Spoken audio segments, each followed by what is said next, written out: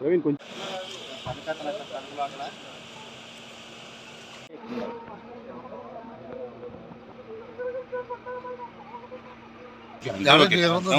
ధర్మానికి ఇలాంటి చీడ పురుగులే మెయిన్.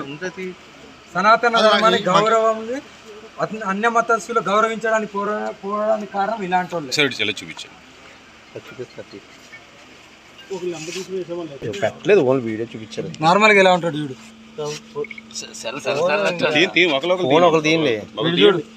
సరిపోద్ది అన్ని సెల్ వచ్చేస్తే మళ్ళీ.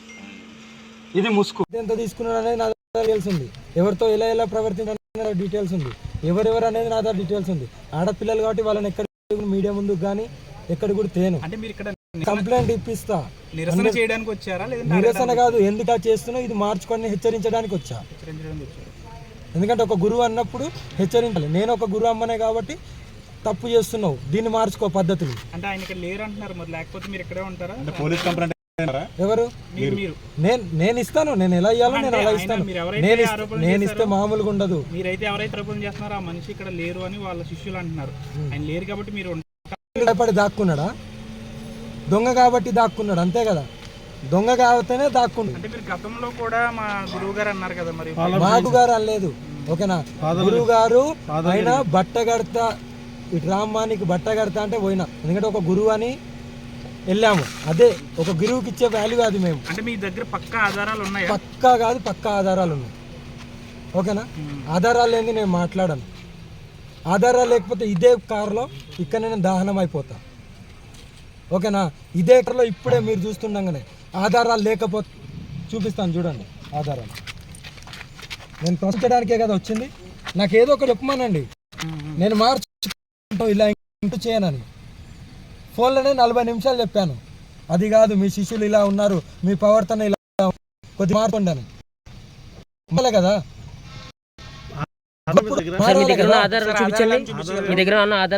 చూపిస్తాను.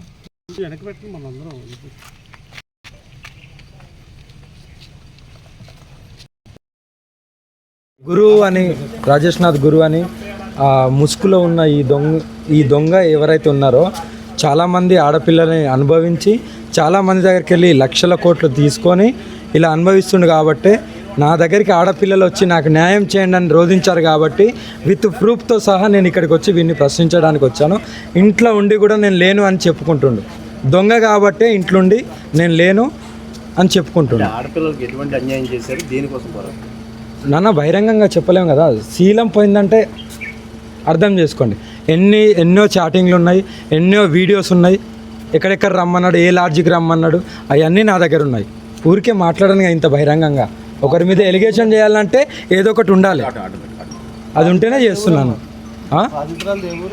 ఊర్లో వద్దు నాన్న, నేను తీసుకొస్తాను. నేను కంప్లీట్ ఆంధ్రలోనే తెలంగాణనే అన్నీ, ఓకేనా. గతంలో ఈ అఘోర దగ్గరికి మీరు వచ్చి పాలాభిషేకం చేశారు కదా, పాదాభిషేకం. మరి ఇప్పుడు ఈ ఆరోపణ, నేను గురువు అనే పేరుకు వాల్యూ ఇస్తాను, ఇలాంటి చెత్తనా కొడుకులకు కాదు. గురువు అనే వాళ్ళకు మాత్రమే వాల్యూ ఇస్తాను. గురువు అయినా సరే తప్పు చేస్తే ఖండిస్తాను, శిక్షిస్తాను కూడా, ప్రశ్నిస్తాను కూడా. అందుకే వీడిని కూడా ప్రశ్నించడానికి వచ్చిన.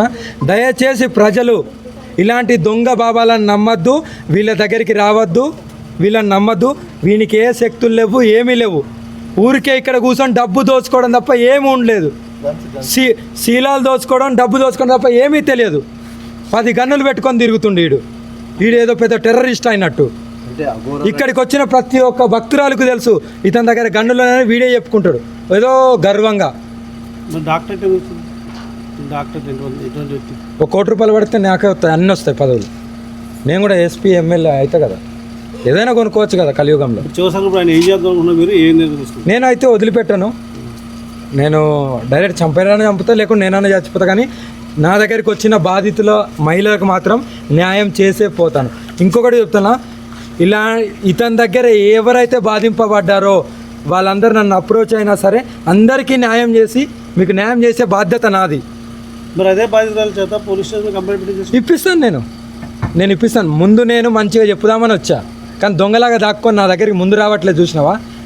అప్పుడే అర్థమైపోయింది. ఇంకా అందుకే నేను ఇప్పుడు పోయేటప్పుడు కూడా పలానా ఇప్పుడు ఇక్కడ ఏదైతే పరిధిలో పోలీస్ స్టేషన్ ఉందో వీడి మీద కంప్లైంట్ ఇచ్చి వెళ్తాను, ఓకేనా.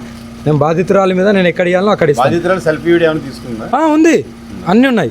అన్ని మీడియాలలో నేను రాగానే ఒక హాఫ్ అన్ అవర్ క్రితమే నేను అన్నిట్లో పోస్ట్ చేసి వచ్చాను, నా దాంట్లో కూడా ఉంది. మీరు పిలుస్తున్నారు కదా, స్పందించట్లేదు అంటే దాని స్పందించట్లేదు. రాడు కదా, దొంగ కదా, అన్ని లీలలన్నీ బయటపడతాయి, రహస్యాలన్నీ బయటపడతాయి కదా, ఒప్పుకోవాల్సి వస్తుంది, అందుకే రాడు. అంటే ఇక్కడ ప్రతి అమావాస్యకి పౌర్ణమికి కూడా హోమాలు చేస్తారు పెద్ద ఎత్తున. గురువు అనే వాళ్ళ దగ్గర ఎప్పుడు ఎవరో ఒకరు భక్తులు వస్తున్నారు. ఇక్కడ ఎవరైనా ఉన్నారా?